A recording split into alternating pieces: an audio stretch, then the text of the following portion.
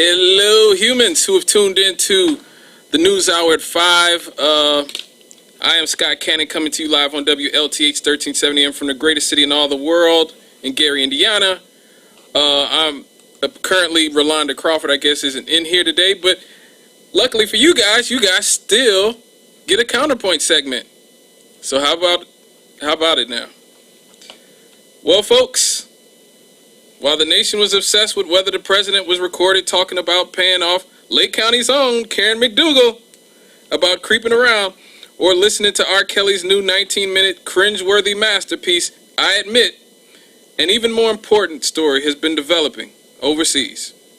Julian Assange, the mastermind behind the online publisher WikiLeaks, who's been trapped in the Ecuadorian embassy for years now, has had his asylum status withdrawn by the South American nation.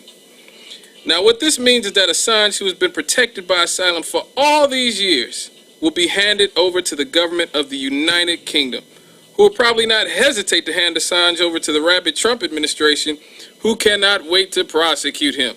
Even though, according to many, Assange publishing emails revealed corruption within the Democratic National Committee, it's what helped Trump win in the first place. Now, if you remember, it was WikiLeaks who exposed the war crimes that the U.S. government were committing in Iraq, thanks to Chelsea Manning, who spent years in an American prison where she almost died. WikiLeaks also published the leaked documents that exposed the U.S. government were essentially spying on all of us, and that James Clapper, the head of the NSA, was lying to Congress when he said that they were not. And that, my friends, is at the crux of why both parties here in America have waited for years to get their hands on Assange. And it is exactly why his probable arrest and extradition will be so tragic. We in America live in a nation where 5 companies now control 90% of the narratives on television and radio, which is a lot less than the 50 that there were 35 years ago. We also live in a nation where the wealth divide between rich and poor is larger than it has been in 100 years almost. WikiLeaks was one of the few outlets that we had where we as citizens could expose the corruption in our governments and try to equalize an increasingly Orwellian police state.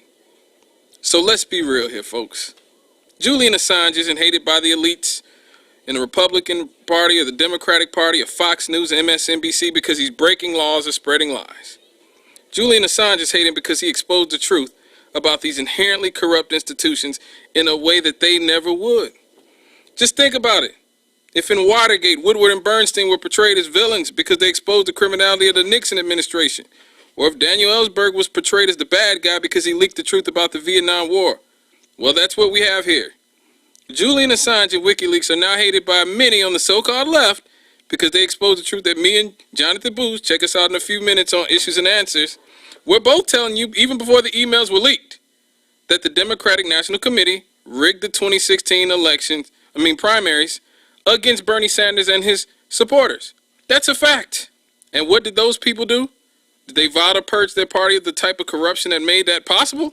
Nope. They blamed the man and the entity that exposed the corruption and made Hillary Clinton and DNC somehow the victim. I've said this before. Many people on the left are going to regret the things that they've embraced in the name of resisting Trump. But calling for whistleblowers and journalism to be jailed just because they exposed your favorite corrupt politician might be number 1 on that list. And if we allow ourselves to embrace the type of Orwellian police state that quashes any resistance to corporate power and governmental power, then what is it that we're exactly resisting in Trump? Okay, folks, you can chop it up with me on Twitter at The Chemist Lives. The Chemist is spelled with a K, as I am a product of the Gary Community School System. We can talk about politics, music, sports. You can tell me how terrible I am at this job, or you could just listen to me and Jonathan in a few minutes on Issues and Answers, where hopefully one day we'll have the McGee Report once again someday. From our precocious hostess with the mostest, I am Scott Cannon, and this was the Counterpoint on WLTH 1370 AM. God bless the working class, and God bless labor. I am out, humans.